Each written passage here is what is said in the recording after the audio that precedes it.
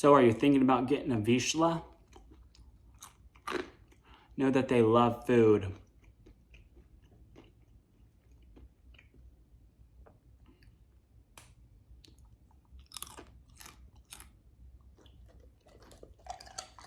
Can you sit? Oh boy. What's this, Seger? Say hi. Oh, something else caught his eye.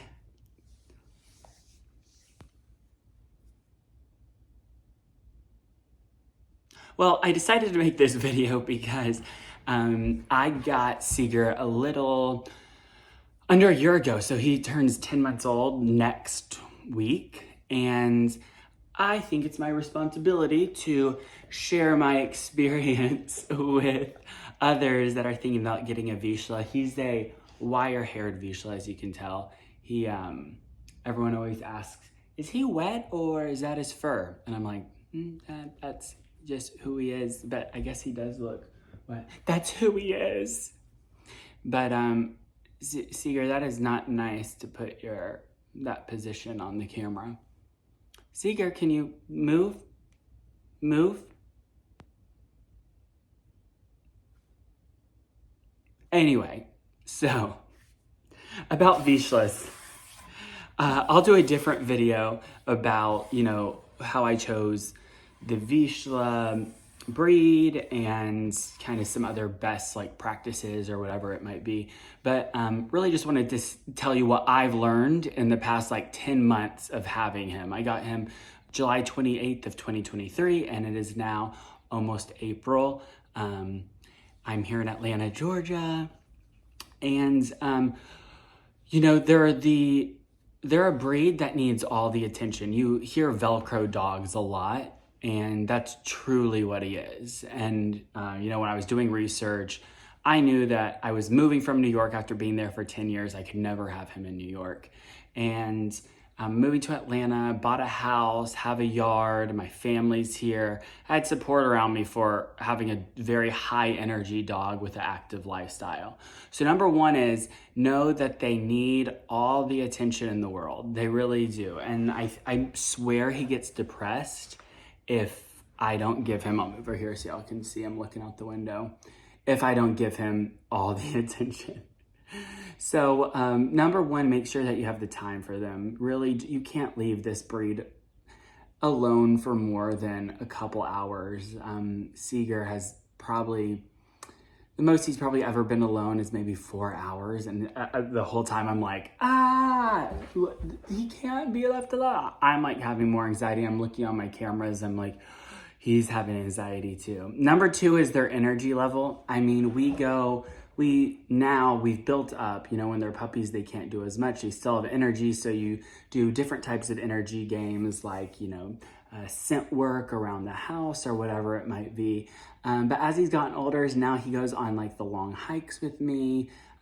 We have to go on at least 2 long walks every day. And I always try to do one off leash. So, just their recall has to be good. That brings me to my next point is trainability.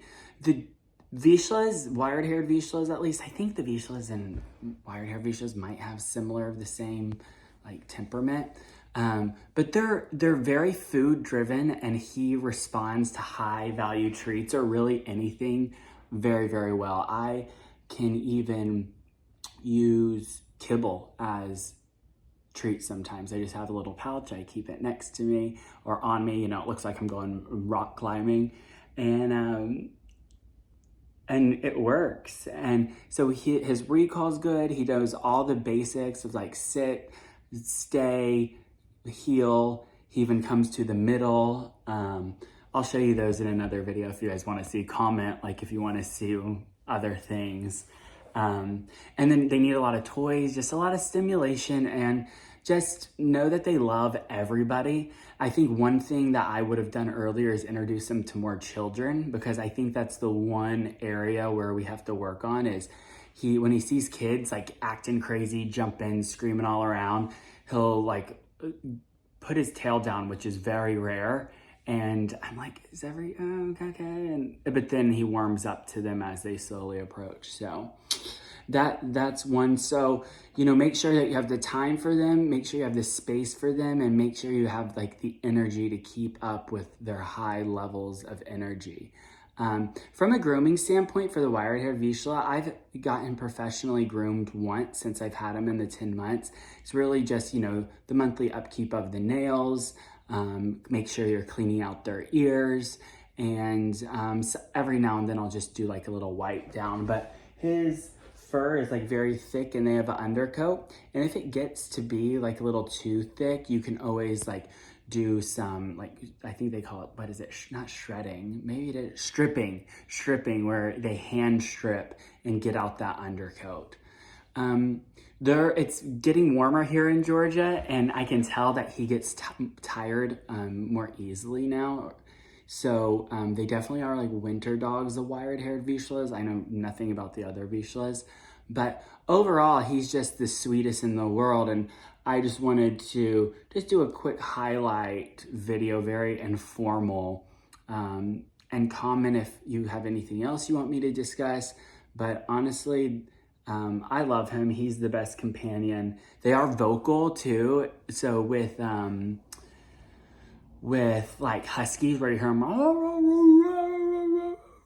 like he does that. Did you like that? I did that, just automatically made the dog sound. That's embarrassing. Don't clip that. He will like cry out of happiness. He, you know, what we're working on him like jumping people and trying to greet people because he just gets so excited to see people. There's not a mean bone in his body. But I'll continue to make videos, and maybe drop in the comments and subscribe if you want. And then once I reach like a certain level of subscribers, I can go live and I can take your questions live. But Vizslas are the best. And I also want to make another video talking about where I got him from. He's obviously not a rescue. I have guilt about that, and I feel like I do have a responsibility to kind of tell through the process. I don't regret getting him, but there's some of the process that I do regret. So kind of talking through that, because it's a very big decision to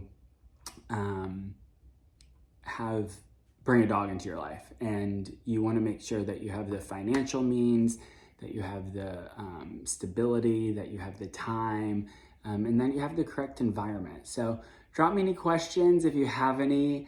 I'm Seth, this is Seger, and thanks for watching.